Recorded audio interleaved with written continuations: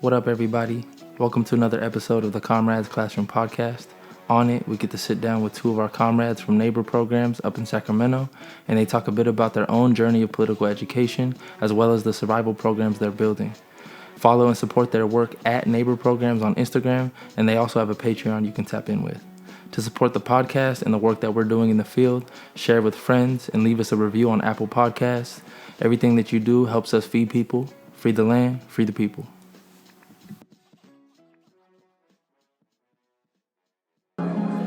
Excuse me, everyone, I have a brief announcement to make. Jesus was black, Ronald Reagan was the devil, and the government is lying about 9/11. Thank you for your time and good night.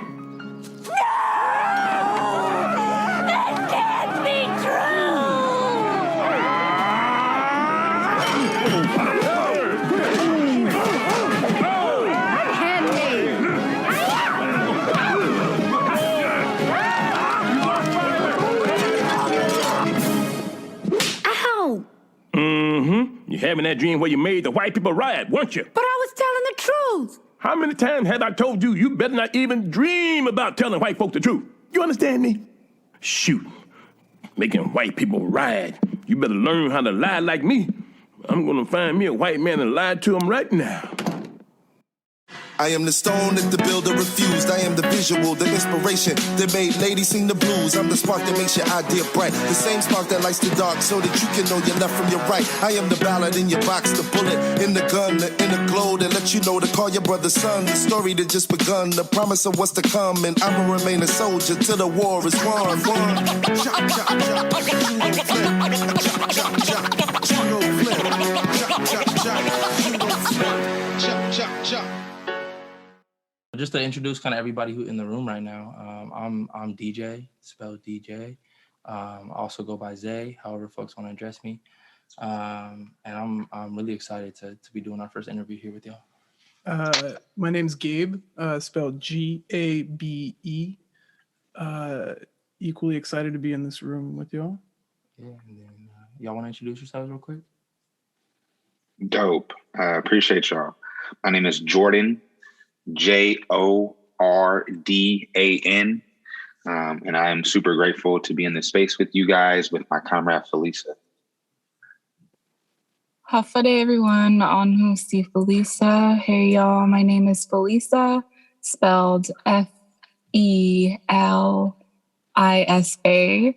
Super hella excited to be here. Thanks for having us. Hey, of course. I'm grateful y'all are our first guests too. Really grateful. So I mean, really, kind of the goal and the purpose of our guest interviews is to really capture y'all's journey, right? And we always talk about it as a journey, right? This journey of political consciousness, because a lot of times, right, there's not like an end point. We're not we haven't reached the final stage and we're now the most superior, most smart, most wise person, right? Breaking down that vanguardist idea, right? That political education is an end goal and instead it's a process. So we really want to use y'all's stories, y'all your journey in political consciousness, your journey towards organizing, right, politically in an organization, and making that explicit decision as well. And so, I mean, we're really hyped to hopefully use these interviews to educate folks as well. So, I mean, if we could open up, Felisa, Jordan, whoever wants to go first, what was a key moment in your life that kind of put you on your journey towards political consciousness as an individual? Jordan, you should go first.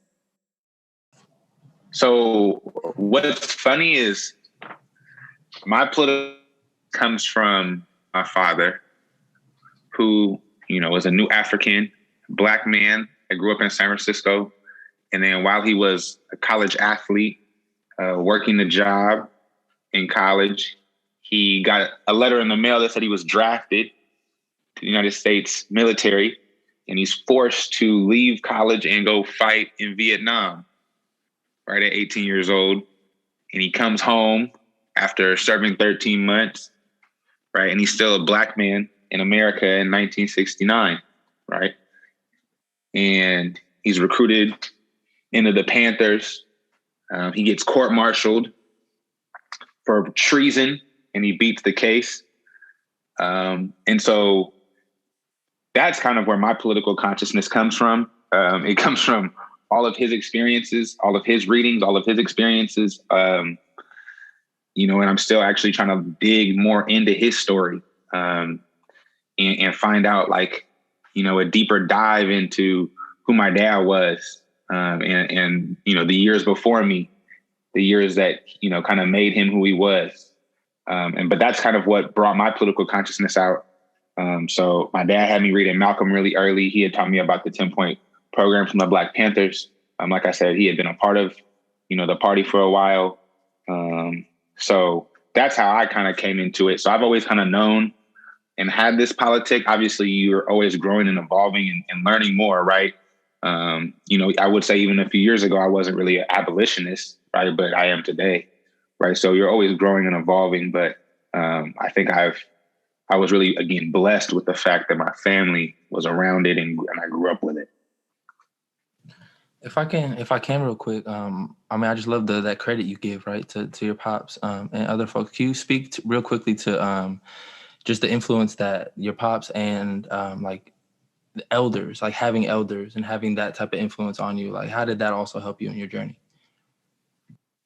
I thought it was natural, right? Like coming from the Bay, growing up in the Bay, my family was from the Mo. And so like, I remember my pops had moved out to Sonoma County to lay low. And it all kind of is, again, part of this question that I have, and the more about who my pops was and his time in the party and things like that. But he moved out to Sonoma County to be like out the way. But he was really sick. So I was always in the city with my family while he was like at the hospital. And so my aunt was the head chef at Pal's soul food restaurant in the hood. And so I was like always seeing people, always seeing things. And so that idea of like chopping game with OGs is so normal to me, whether it's from church, whether, it's in the hood, whether it's at, the store, it's, again, and when like my family just knew so many people, and again, that community was so tight knit that everyone talked to everyone. So you were always getting, someone, even if they didn't know you, they was going to tell you, young man, this, and this, you need to do this kind of thing. And they would, they were always just giving you game. And so I guess I took it for granted, but that's just kind of how I grew up. And now I realize like, dang, man, like having those elders, like you said, is such an advantage because they impart game on you so much, so frequently. And so I think that's one area of my life that I've been super blessed in, to just have so many elders that are willing to take that time and chop game with me. And I think it's why I do what I do today. Yeah, I love that. Yeah, because I mean that's knowledge that's invaluable, right? That's shit that that you can't get at school. That shit you can't buy in a book, right? Like that's that ancestral knowledge, right? Exactly. It goes to who we are indigenously, right? As an African, that's naturally how we learned on the continent, right? Like our elders would talk to us. Like if you go again, you can trace that back from today back to the plantation, right? And from the plantation back to the continent, right? And so that again shows us that we're African because we all have these same traditions. We all have these same ways of learning, right? And it's through these conversations. Yeah, I seen you tweet about that after sitting in Jaleel Muntakim's class, right? Just like the same like oral tradition that he used to teach folks is super. Yeah, I love that. But I definitely want to give Felisa a chance to introduce themselves and give us a little background into your journey and your political consciousness. Yeah, thank you. My journey is very different than Jordan's. I grew up, I don't even know where to start. But my journey started when I turned 18 and I didn't have to listen to my parents anymore.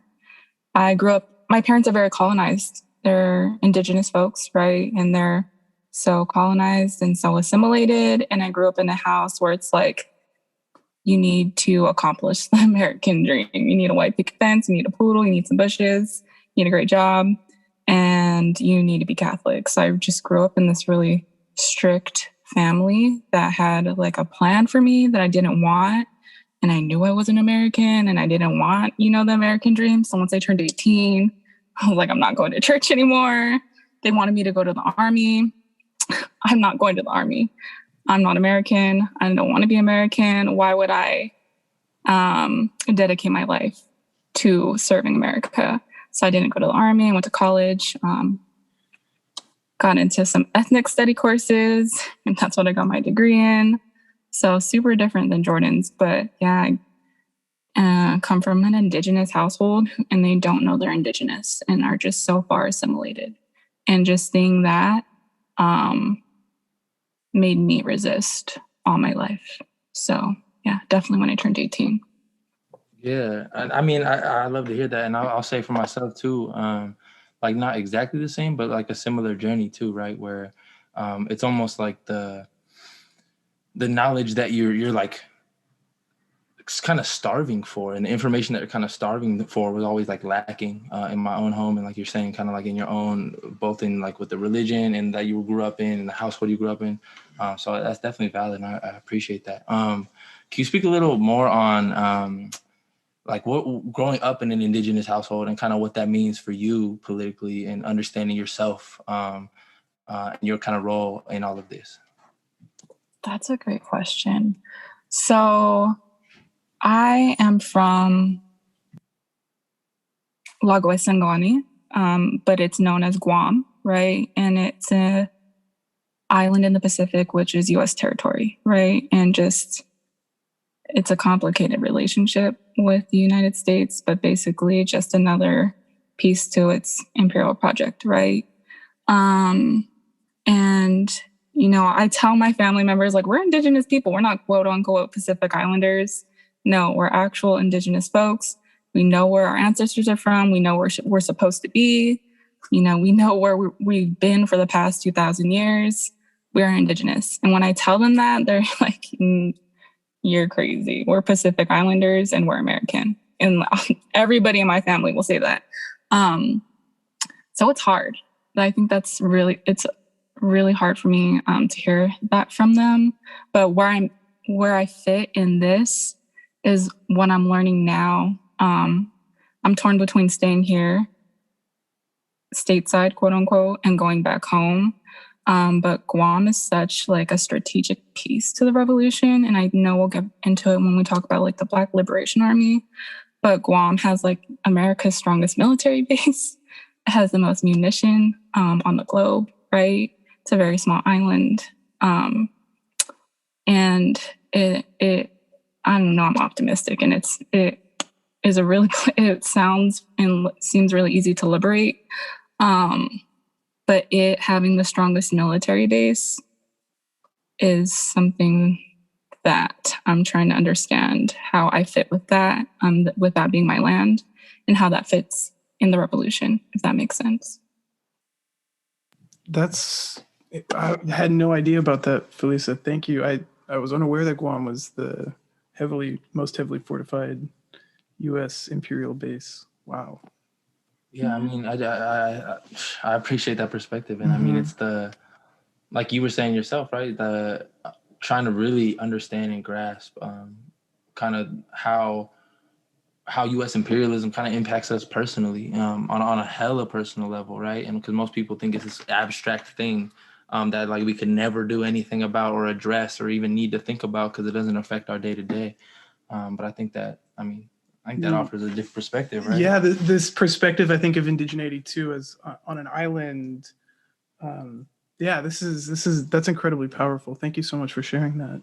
And I think it's hella real too. I want to acknowledge like the reality that a lot of indigenous and immigrant families face, right? When wanting to, right, like the global imperialism does such a good job at convincing us that that's the only thing we can achieve to live a safe and healthy and happy life for us and our families. Right, assimilation. Right, assimilation is the only thing we can do, right? And so it's right, having that grace, I think, also for our elders and folks who have been misled in that, but also being hyper aware of that too, right? And making sure that that our path is a little different while still trying to take lessons and love alongside that with families that we struggle alongside. Yeah, but so I guess another question that kind of came up in my mind would be for you, Jordan. Um, in talking about, we're kind of talking a lot about like lineage and kind of the impact that our Tradition. Yeah. tradition, the impact that our experiences with both with our families and our indigeneity and our being from the continent of Africa too, right? And also carrying on the tradition of our elders, right? Like you said with your pops and the Panthers and the BLA, both y'all have mentioned it already. And so Jordan first, and Felicia, I love your opinion on it too. Like, what does it mean to you to have to then carry on this torch that is being passed on to you currently, and then Jordan specifically, like what is that? I know you got kids, and so I know that's in the back of your mind too. Like, what does it mean for you to feel that it's your purpose as well to keep that torch going for your own children? Again, I think that was something that was really instilled in me, and like even I only have one surviving aunt. But like, even when I talk to her, right, she always mentions how I'm like my father. She always, says that she'll always drop some either, it's about my dad or something about the family and the tradition of our family. Going all the way back to like, the folks who resisted enslavement, right? The reason, and again, I think this goes, to our narrative, like our names, like I always, all of my, my middle name is my pops' first name. And so that happened in my family, right? And like all of my kids are named super intentionally, but like my grandmother came out here because she, fought her first husband, right? Like he tried to hit her and she cut him. And like, it was always something my dad took so much pride in, like, your grandma ain't take no stuff, right? She always fought and stood up for her human rights.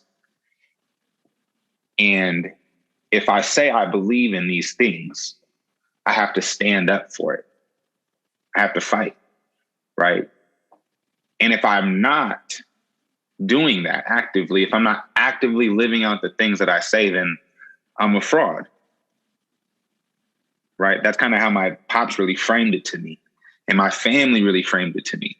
So for me to like think, yeah, I want to look up to these people. I want to say, these are my ancestors. I want to say, this is what I believe and this is my politic. Then I have to live up to that or I'm a fraud. Right? And I think that's what's hard for a lot of people, because the world has so much that it's easy to not, right? It's easy to be co-opted, right? It's easy to say, well, I'm still a good guy if I do this thing just because I oppose this one thing that's evil, but I can let this other thing slide.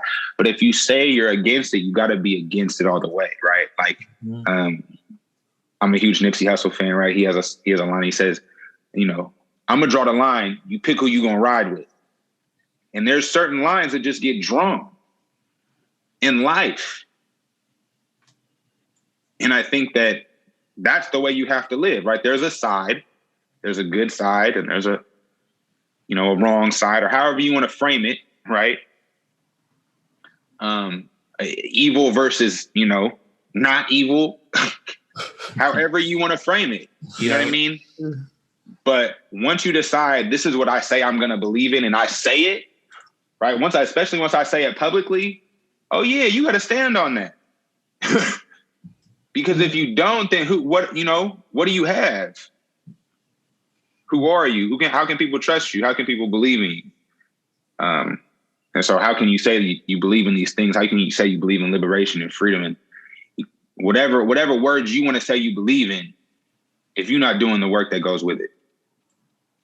Yeah. All we got is our word, right? Yeah. That's it. Especially in this work, all we got is our word. Yeah, I think it's I just think that's a vital point. And I think what I've learned from you and kind of y'all's programs and both kind of the folks that y'all look up to as well is also letting the work speak for itself too, right? Like not needing to overcompensate, improve the work that you're doing, but also just doing it. And letting the people and the community and and the harm, right, that you're addressing, and the care that you're providing speak for itself. And I think that's invaluable in all of this. But we can switch up a little bit. Switch up a little. What do you want? Yeah, maybe. I don't know, Felisa. Did you have anything you wanted to say about what we were just talking about? This idea of like lineage and passing on the torch. Yeah, like having the purpose in all of this. I guess. Yeah, my fault. No, it's cool. I don't have an answer. I was sitting here thinking like, what is the difference between building a sustainable program and a sustainable revolution versus passing on the torch? I haven't considered passing on the torch. I don't have kids. But I tell Jordan like every now and then, like, I don't know how much longer I'm going to be here in California because I really want to go back home. So my goal right now is that's why we have Neighbors in Training we were talking about earlier, is really get neighbor programs sustainable. So Jordan and I don't always have to be there. We don't always have to be at breakfast program. We don't always have to lead neighbor school, right? We don't always have to be the ones to publish neighbor newspaper. So really just getting the community to take over these programs is what passing on the torch sounds like to me. Because I for sure won't be in California in 3 years from now. Yes, no, that's such a valuable perspective. Because we talk about that shit all the time. I'm not personally from Orange County, and all I know is like I wasn't gonna just live here and not be doing work, right? And we weren't gonna just live here and not be doing work as a collective. And so, even though not a good portion of us probably don't plan on being here long term, exactly what you're saying, right, is being able to implement those programs into the community, alongside the community, and allowing folks from the community and from the collective to step into their own power and be able to run those programs horizontally, right? And so I just love to hear that because I think that's an important part of passing on the torch, right? It's making sure that the programs that are being built are sustainable and exist like far, and the practice and the theory as well that exists far beyond us as individuals, right? It's the movement existing, not us as individual heroes or whatever within it. Well, you just said that just reminded me too. We've been in our political ed, we've been doing a lot of work looking at the Zapatistas, and that's like fundamental to the movement being built there in Chiapas is this idea of the army that is fighting for peace, right? Yeah. This idea that it's fighting for no more armies. Yeah, the army's fighting for no more armies. Right. So I mean, go ahead. I was gonna say that really reminds me, again of like this quote. I think that Q posted of Chairman Fred, right? And Chairman Fred talks about how he was like, sit around and tell people how many children we're gonna feed. Like we started 3 Breakfast for Children programs, and then we turned them over to the community. And he's like, we go somewhere else, right? And that, to me, that's, again, it would be disrespectful not to carry this on because so many people have shown us the way, right? We learn through observation and participation. So these people have showed us the way. How do we not continue to do what they've done and show us that this is the right way, right? Because again, it's not that hard when we think logically. When we look at someone like a Chairman Fred, or we look at Obama and we look and say, what did they do for humanity? It's not hard to say which one is the one that we should want to be like. Like one started breakfast programs and one bombs people. Like why are we even gonna ask, bro? This shit is cut and dry. It's cut and dry, bro. It's not a hard question. I'm picking Chairman Fred. Right? Every time. And so when we start to look at things like that, like I said, I think that line is really clear, and you pick. Either I'm going to choose to be on the side of the people who are going to fight for the liberation of all folks, right? And again, like, it's so funny that you brought up the Zapatistas, because like that, again, like going back to my pops, like those were the things I learned about. Like we would go into La Cumbres on 16th and Valencia in the city, right in the Mission, and he would tell me about first off, he'd tell me the whole story about how the restaurant came to be, right? Mm-hmm. But then he'd tell me, like, in the murals, he'd be like, okay, so look, this is the revolution in da-da-da-da. You know what I'm saying? And so my pops was running that game to me, and he was getting, you know what I'm saying? He got that again from being involved in the Panthers. Mm-hmm. So my dad is teaching me all of these different liberation struggle movements. You know what I'm saying? So I was just like consistently hearing it. Yeah, invaluable. And so, yeah, and I think, like you said, so when I think about passing the torch, it seems like this such natural thing to do because, like, how else would you move, right? Like, this is the way you got taught. You know, my pops was, I mean, I don't want to do what my dad did to me, but, like, my pops had me doing hella essays and book reports in the summer. Like, you know what I'm saying? Yeah. Bro, it was terrible. Yeah. But now it gave me so much more game. And then, like, going back to what you said, DJ, like, I have kids. This week on our Revolutionary Mondays, my kids were published. Yeah, and that was hella tight to me. That's bro. That's I mean, that's huge. That's crazy. Wild. Yeah, I saw the one he wrote on Huey. That was awesome. Yeah, so my 8-year-old did that, and then my 12, he about to be 12. He did Fred Hampton, and so, you know, and then now because he's an artist, he's gonna do Emory Douglas's next week. So you know what I mean? It's like, so it's natural. And then, like, I noticed he's starting to come, like, when we hold meetings, he's starting to come and just sit next to me and listen to it. And I really just peeped it, like, the last 2 times. Like, he just like, hey, can I sit in? And I'm like, yeah. Because I've been worried, like, dang, he don't never want to tap in with no movies. Like, I'd be like, oh, let's read this book. He'd be like, nah, Dad, I'm trying to read Harry Potter. I feel that. That's fair, yeah. Pops was teaching me. So I'd be trying to do that with him, and he'd be like, But sitting down and watching me do my thing, like, watching me, like, do my propaganda, oh, yeah, bruh's with that. Mm-hmm. So that's what I'm noticing. That's how he likes to, like, pick up and learn from me. So right now, that's something I'm actually enjoying. And like, it's kind of dope to me to see him kind of take that. So I'm hoping, like you said, passing some torch. I hope that, like, it sparks him to want to do something with, like, kids his age. Yeah, for sure. And I mean, in what you were saying, I'm kind of hearing too, and I've heard y'all both and folks from your collective talk about it before, right? Is not just taking what we learned and implementing it the exact same way, right? But implementing it the way we know best, implementing it the way we know it will work best for the people we're working with and alongside. And I also love that about Felisa's point too, right? Because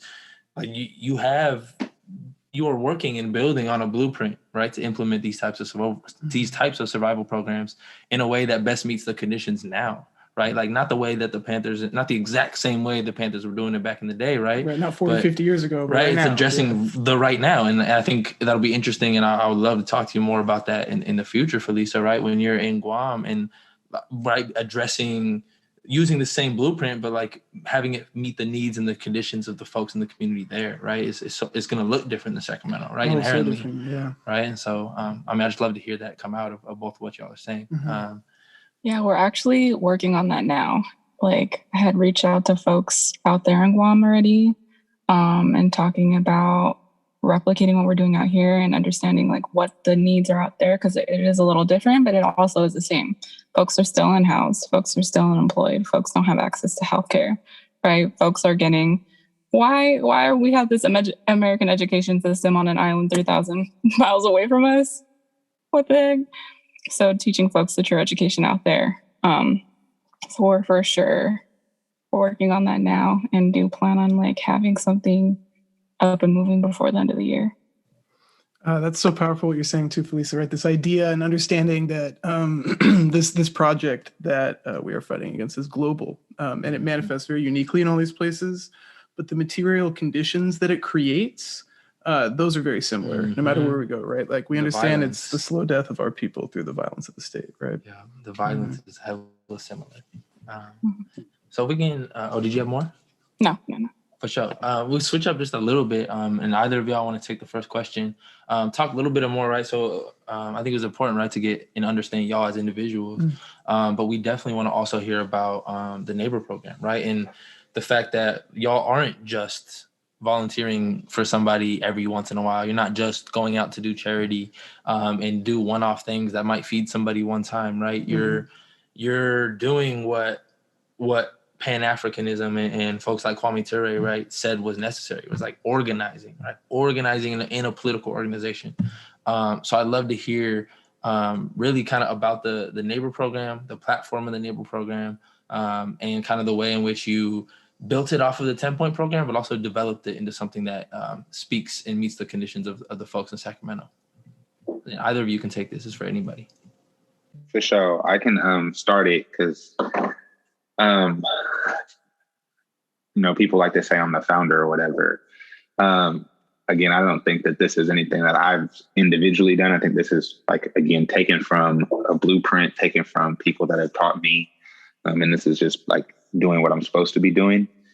But it goes back again to 2014. I had done some work with I had started a different little organization, which is really just a bunch of protests. But I knew that if I was protesting, if I was calling for protests, that I had to feed people. So it was right around, the holidays. So I did a holiday feed. And then a few months later, we were kind of, disassembled, like a lot of orgs are, right? It was hot for protest season and then it was done. Right. And, but it kind of kept me on this idea, anytime you do work, you have to feed people. And so when the pandemic hit, it was really, again, observation and through participation. I was rocking with, Delancey and Kelly and Blake and just trying to drop them a little bread, every once in a while. Cause again, I'm a teacher, right? I don't have no money. And so I'm okay, well, here I can, spare a little money here or do a little thing here. And I would, whenever I had some extra bread, I was starting to feed folks out here because there was a pandemic and people were hungry. It was sick in the streets out here. And so I teamed up with my best friend one time, my barber, and we fed a bunch of people. And I think it was during Ramadan because he's Muslim. And I was like, man, I got to do it this much at least every time, right? Because before, when it was me, it was 20 sandwiches, right? 30 sandwiches, 50 sandwiches at the most. And when I had did it with, my partner, it was 100 sandwiches, 100-something sandwiches. And I was like, damn, we just fed so many more people and you could just see the difference, right? You could feel the difference. And I was like, man.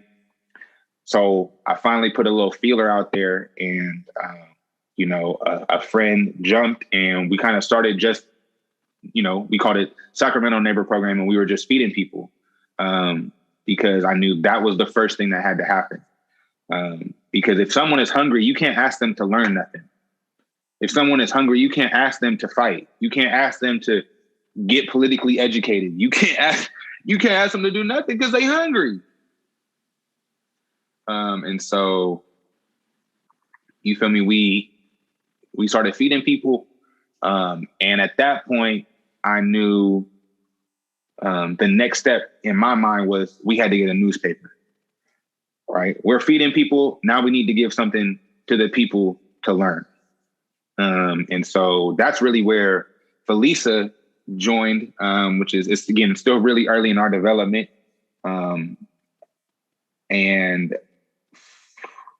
man, Felisa has been the best thing for our program because she brings so much to the table as far as handling all of our logistics, handling our creative art, keeping my crazy ass on schedule, making sure all of our, all of our propaganda is, perfect. And man, so I'm really excited that our paths crossed and we were able to really build this team up, right? Because like you said, it allows the community to get involved with becoming politically conscious, right? It allows the community to see, again, through observation and participation, that they can be set free, right? Like Chairman said, socialism is the people's thing, right? And so they gotta see it, they gotta do it. and they got to talk it. So, you know, that's kind of like what we do, or like why we do it. Because we gotta get free, y'all. We gotta get free. For real. Man, yeah. I mean, I appreciate that. I don't think I've heard the origin story really. So I appreciate that insight. And I'm kind of wondering, just kind of on that same topic, if Felisa, if you want, obviously you don't have to, kind of elaborate a little bit on your experiences within the program, the organizing within the program, and maybe speak a little bit to the different survival programs y'all are working on right now. Yeah, for sure. I came and joined NABUR program like 2 months after it had started. But I knew Jordan before he had started NABUR program officially. And yeah, he was bringing folks home to bag at his house. And I was like, yo, we're in a pandemic. Y'all come to my house. And I was like super hesitant on coming through. Just because my brother was unhoused out here, and I knew like going out there on the field would be super triggering for me. So he had invited me hella times, and I was like, I don't know if I'm ready for this. But I invited him over, and ever since, like, I just grew in this space. Before I was in NABUR program, I was a part of other organizations really advocating for defunding the police, advocating for reform. Like, I have a background in policy, and I have a background in social work. So I've been doing tons of work like this for a long time. And the more I got invested in NABUR program, and versus the other policy work that I was doing in regards to like telling city council to stop the sweeps, telling city council to stop or to defund the police, right? Like, the more city council didn't listen, and I'm over here like on the field with Jordan, actually providing the material and survival needs for the people that I'm advocating for, like, it makes more sense to actually provide the needs for folks instead of asking the government to do it, instead of asking the mayor to do it, because they're never going to do it. So instead of wasting that energy, is just pointless. So that's really what got me like 100% tied in with NABUR program, and I had to remove myself from those other spaces where I didn't see any change happening. And yeah, so we have several programs in Jordan you could pop into. We have the breakfast program where we feed folks. We have a lot of political education programs. We have NABUR School. Every Saturday we get together and we're actually talking about We Are Our Own Liberators and reading a book together with about 12 other folks. We have the newspaper, which gets published every 3 weeks, and just our political education really just exposes America and teaches folks their true history and the true reality of our relationship with the settler state, right? And we're looking to open more programs. We're looking to start a grocery program and bring groceries to families. We're looking into patrolling a neighbor patrol, because the police out here, y'all, is just awful. Like, we have a pig infestation in Sacramento. It's so awful. Every corner you turn. Motherfucker infestation. Infestation. Everywhere you turn, there's a pig somewhere harassing somebody. We have a political prisoner program. Jordan, I know you want to jump in. Yeah.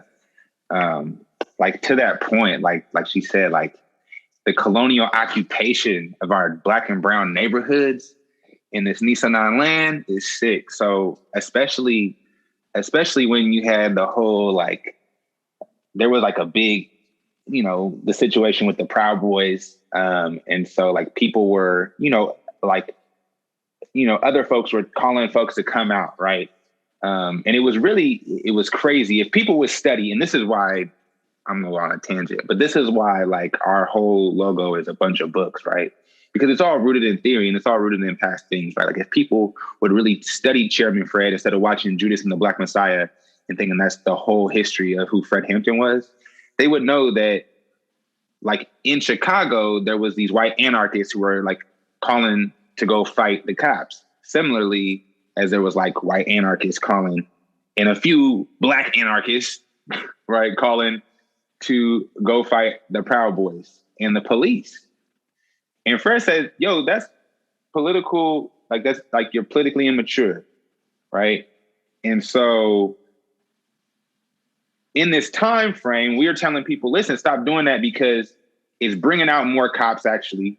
And then after all the things, after everyone goes home from the Capitol, those, you know what I mean, those pigs, they go into these Black and brown communities, you feel me? And then they harass us. So, I mean, it was like a month or two ago. And I get stuck in this parking lot for an hour and a half because I stopped because the pigs is searching. They going through this brother car, right? Because he had been pulled over in like a no parking red curb while his girl had ran in the liquor store, right? And they're searching his car with no warrant, right? And then as soon as I try to get away from, like, I finally get that situation handled. Like I get, other people are watching, and that brother finally, him and his lady get to drive away. You feel me? I hear, get your hands out the window. And there's 4, ARs pointed at these 3 Africans in this car. 2 of the kids is under 18. You feel me? The other kid, I think the other, brother was like, late 20s, early 30s or something. And they searched the car up and down, swear up and down. And you know what I'm saying? Again, they got AR, they got weapons of mass destruction on these young men. These are genocidal weapons. Mm-hmm. They talking about, there's a gun in the car. They didn't find no gun. They didn't find no piece of weed. They didn't find nothing. Right? That's genocide. That's colonial occupation of our neighborhoods. Mm-hmm. Right. That's a state terror.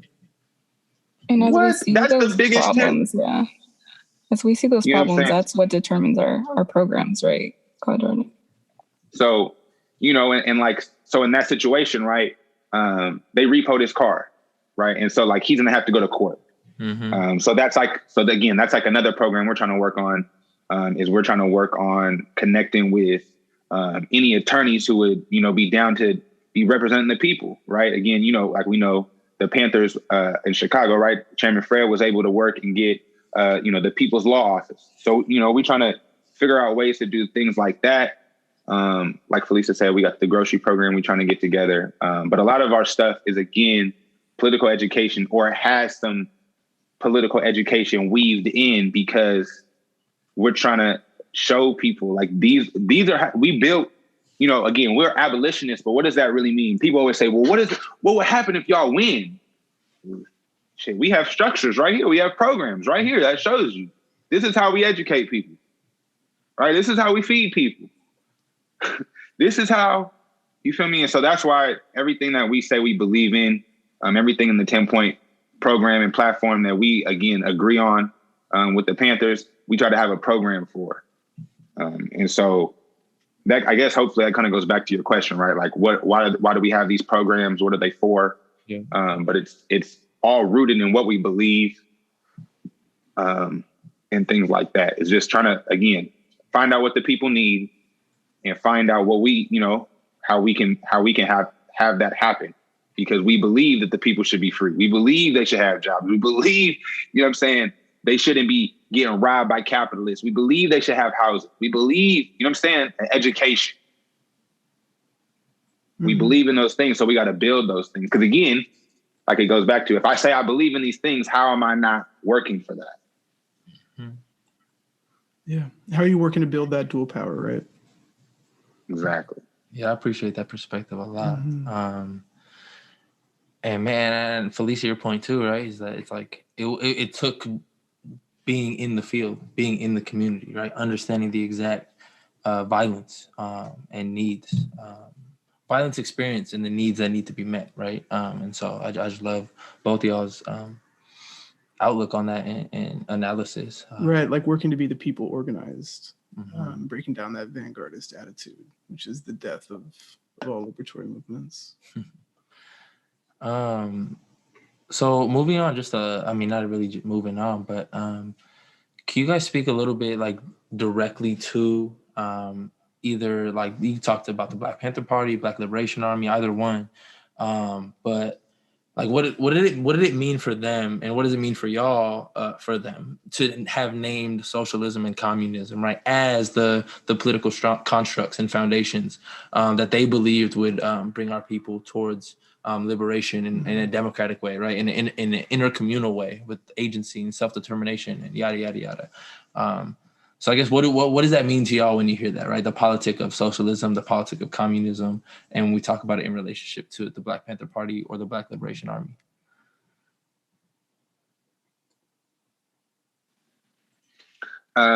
Well, for me, again, my background for like school was political science, so I studied all of these different systems, and again, I grew up studying like this theory as well, understanding that I was African, understanding like real oppression, understanding my true identity, my true culture. And I think that's helped me because when you know those things, you know that indigenously, like on the continent, there like this was a thing, right? For me, again, a lot of my politics again comes from my faith, my belief, right? And when I study my religion, which is Christianity, I find that Jesus's practices were socialist at moderate, right? And communist at best, right? Like, you know what I'm saying? Like, and again, I can trace these things of that people who I say that I think are great people, or that I look up to, or think that they tried to do the right thing, and say, look what they did. Look at their actions. Look at their words. And I can do that from Assata to Marcus Garvey, or, Malcolm to Harriet Tubman, to, again, all the way to the continent, right? With Stephen Biko, right? Again, another thing that my pops put me on, like Stephen Biko. Yeah. I was just reading. Right, like, man, like Stephen Biko blew my mind. Mm-hmm. And you know what I mean? Because that was the thing. My pops always tried to hit me on the game that was a little less known, right? Like everybody knows Mandela, but everybody doesn't know Stephen Biko. Nobody knows Stephen Biko. Yeah. You feel me? Like my pops put me on Medgar Evers hella early. You feel me? Again, I was a huge Malcolm fan. My dad used to call me the militant midget. Like, bro, it was sick. But you feel me? So I always was connected with that. So it makes sense to me. And again, I studied political science and had planned to like try to be a lawyer so that I could utilize their systems against them, right? But also saw like, yo, you have to sell out, right? Like I remember, like my dad used to really this was like one of his favorite sayings to me. He would be like, "We don't need any more. We don't need any more Magics or Michaels. We need more Malcolms, Martins, and Thurgoods." And I used to be like, oh yeah, Thurgood Marshall. And I used to like, Howard was my dream school. Cause it was like, again, I was little, so I still wasn't calling him Kwame Ture. I was calling him Stokely Carmichael, but it was like Stokely Carmichael went there, Thurgood Marshall went there. And then I'm getting older and I'm reading, I'm like, hold on, Thurgood Marshall was a sellout? Like, no. You know what I mean? I'm over here getting my little black, I'm gonna get my black excellent heartbroken. You know what I'm saying? Like that Jay-Z Rockefeller brunch, rock brunch. That used to be my goals until I realized, like, yo, actually, all of them cats are evil. Yeah. but like, and it was like those things like that. Again, I voted for Barack. You feel me? Like, man, okay, let us get one. You feel me? Let us get one, and he gonna do it. He gonna do us right. Obama. He gonna get in there and show him. Look, I was like, he gonna get in there and show him what's up. He sure did.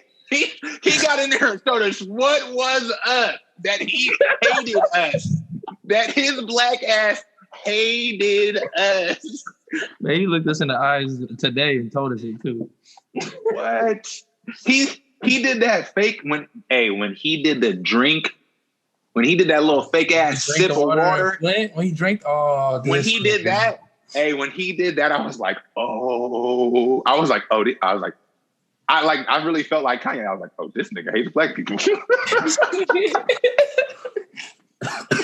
insert president into Kanye quote here. I was like, whoa. Like, Man. you really don't care. Like, not even a little bit, bro. At all, bro. Like, you don't even, you know what I mean? Like, I mean, shit, he played a role in getting millions, hundreds of thousands of black folks to put their entire political faith into fucking Joe Biden and the cop Kamala Harris, right? The same motherfuckers who, within 10 days of becoming leaders of the empire, just started dropping bombs on the continent as well, right? Like, their colors have been shown, bruh. Right. This dude, LeBron called this dude and said, hey, bruh, what do you think we should do? And he was like, NBA player strike? No. Drone strikes? Yes. What? Like, he really hates us, bruh. I can't stand Trayvon, you would look like my son if I had a son. And black people ate that up and was like, man, he here for us. He here for us. What? Man, shit. Oh, man, I got into a discussion with a cat today about it. And people are so, like, they really drank the juice on this man. Like, he can do no wrong. And it's even worse. And it's even worse now with Kamala. Yep. It's even worse with the squad. Yep. So I mean, so while we're on it, like that was one of the shit we wanted to get to is like let's talk about neocolonialism, right? Let's talk about neo-imperialism. I remember the class that you and Felisa led in neighbor school, right, where y'all broke that down. So Felisa, if you can, or either of you, if you want to speak to like that class session that y'all had, and really this analysis of neo-colonialism, neo-imperialism, that folks like Jalil Muntaqim offer us. I know, Jordan, I know you've written on neoliberal agents in the misinformation class. But Felisa, or either of you, if you want to speak on that, I think that's an important topic to cover.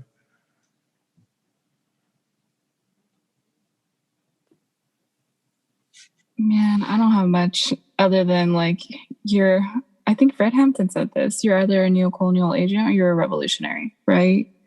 And last class, with Jalil's class, like he had pointed out the illusion of inclusion, right? And I think it's hella different for me because coming from an island so far away, I don't really see a lot of representation and don't want representation. Actually, like I used to want to be like mayor. I used to want to be president. I used to want to be congressperson. And that's that illusion of inclusion. And I also went to Howard. And when I say my cohort is so stoked that Kamala is vice president, it's so frustrating. And my mom is like, oh, it's so great. You went to Howard. She went to Howard. I'm like, no, she's awful. But my mom thinks it's the best thing ever. But Jordan writes about this. He wrote like 3-4 essays on this. So I for sure want to hear him talk about neocolonial agents. Yeah. The black elite won't save us. Period. I think, and for me at this point, it's a Malcolm quote, but Jalil includes it in his book, and he made sure to include it in his class last week. Was Malcolm says, like, I'm black. My agenda is black. My priorities are black, right? Like we have to get us together, right? And Kwame Ture says we have to build an undying love for our people, or we will perish. Malcolm bullied that nigga Sam Cooke into Seeking Slave Hymns.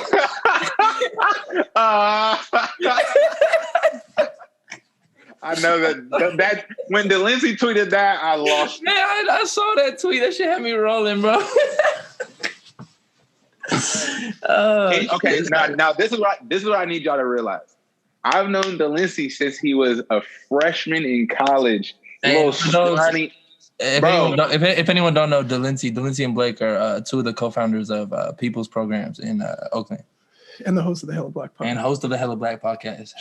So listen, Rolla has been funny his whole entire life, bruh. As long as I've known Rolla, him and Kels are so funny, bro. I seen Kels Instagram. That shit had me rolling. Oh my goodness. We gotta do a day when we're all together and we all do a big distro or something, bro. Oh yeah, man, it'll be so much love. Yeah, for sure. I didn't mean to cut you off on your Neil. Nah, it's good. Yeah, but it's good. But yeah, so I really been on some like, I need to wake up the colonized people. And Jaleel says it too, like white supremacy is a white people problem. As long until you bring it over here, right? Like, but like y'all have a psychological issue that y'all got to deal with on your own time. Y'all got all the resources, handle it yourself. Yeah, right. We gonna work on ourselves. Black power is self-determination. Malcolm said it's a self-help politic, right? It's a self-help program. We gonna do for the people. So the people know, right? We gonna do it. We not waiting on the oppressor. We don't need to ask them nothing. Because the oppressor ain't gonna give us nothing. So get up out of here. We'll handle us, right? So I need to wake up the people who still think that it's good to be Obama. I still need to wake up the people who think it's good to be Kamala. I need to wake them folks up. Yeah. Right? And Jaleel talks about it. He says that we need to co-opt the civil rights movement and make it a human rights movement. Because that's what these are. These are human rights violations. Mm-hmm. Even according to the UN, who ain't no radical ass, right? No radical ass organization. They said that people are supposed to have housing and people are supposed to eat and people not supposed to be genocided. That's what they say. So if that's what they say, well then damn it, that should be what it is. I respect that. I don't know. That makes a lot of logical sense to me. You know what I'm saying? For real. And so I think one thing too, though, like on that note, like for me too, is looking back, reading more like indigenous literature, and indigenous like liberation theory and indigenous, right? Like that was always the case, right? Like before the UN was even fucking a conception, right? I think a lot of indigenous communities, like that was their politic. That was the policy, right? We build what we have is for everybody, right? Well, and you know what's crazy is they didn't even, I know that they said, I forgot who it was, but they were studying, right? And they had went to the continent and on Turtle Island, they said they had asked them like, where are your prisoners? Yeah. And they were like, what do you mean? Like, we don't have those, right? Abolition is indigenous to us, as Africans and Black and brown indigenous people. Period. Abolition is indigenous to us because we naturally restore things. That's why we had a natural relationship with the earth, right? No matter what, again, and that's what I think is crazy, no matter what religion or spirituality Black and brown people practice, they're all connected to the earth. Every one of us is somehow connected to the earth. But when these Europeans came around, starting colonizing stuff, what started happening to the earth? Yep. I think Gabe talks about it. I don't know what you said you were watching, but you're talking about how when indigenous folks, every time they went out into the forest, they left a gift. Even if they didn't take something, they always left a gift, right? For the forest, for the earth, right? Because the way capitalism works, right? We know that it will always extract more than the earth itself can replenish, right? So, and indigenous communities knew that. So they brought gifts every time they took something. And even if they didn't take something, they made sure to replenish it even more, right? So that it could always have its needs and always be, meeting that. Yeah. Culture, we have to pray in our indigenous language for permission to even enter the jungle. So yeah, for sure. But I for sure want to answer your question on dismantling like neocolonial agents, because that's something we have in SAC too. We have a lot of folks leading spaces who say they're for liberation, but are neocolonial agents. And I don't have an answer to you completely, but from what I read is like just pointing out the contradictions and not so much cancel culture saying like, hey, this person's a neo-colonial agent, but pointing out the contradictions between their words and their actions. Like pointing out the contradictions with the Black celebrity saying like, yeah, you're being super performative with your jerseys, but how much are you actually, like, what are your actions and what are you actually doing for the liberation? And are you willing to sacrifice your wealth for liberation, right? So that's what I see a lot when I'm reading Jalil, when I'm reading Huey, when I'm reading Mao, is pointing out these contradictions. So just figuring out what those are between the oppressed masses and the elite, the oppressed masses and the Black celebrity, the oppressed masses and, you know, Congress, and just pointing out the contradictions between words and actions, for sure. You know, one thing that we've been studying a lot in our political education spaces has been the disability justice framework. And I know DJ and Sham came up and did a little presentation with y'all. One thing that this always makes me think about too is like when we start discussing misleadership, and as a Jew, this is very prominent in the Jewish community as well, directing efforts towards the Zionist project, directing Jews to see their liberation, you know, and their identity as represented through the Zionist project, which we understand is inherently anti-Black and anti-Indigenous. And so starting to see that the things that we are being told are purely extractive. They're purely representational. And so I was wondering if either of you can speak to the process. I think of like maybe giving yourselves grace to go through this moment, and like maybe how y'all position yourselves in understanding where we're all at.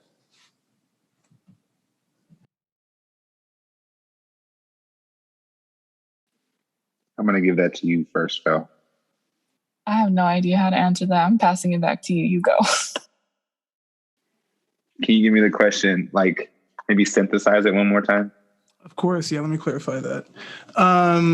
Talking about understanding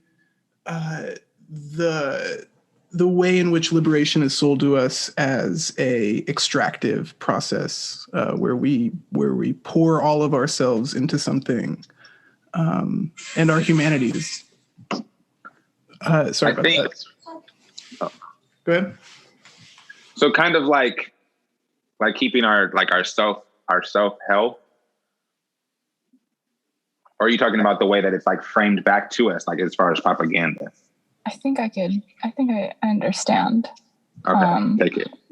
Yeah. So when you are sold liberation, you just like what you just said, that you have to pour yourself into this. And I think right now, especially with Neighbor Program, before we even talk about liberation, and we learned this from Jalil's, you got to learn yourself. You got to learn who you are, because you're not going to know what your political motivations are. You're not going to know what the outcomes you want in regards to the revolution until you know who you are. Because if you don't know who you truly are, right, then you're going to want integration, essentially. And I think in this moment in time, you know, especially the folks that we know, everyone's really just trying to learn and read before we even like really get this liberation running. Does that make sense? No, that does. Yeah. Yeah. Thank you for clarifying that. I know that was kind of a run-on question. I apologize. It's all good. And yeah, I think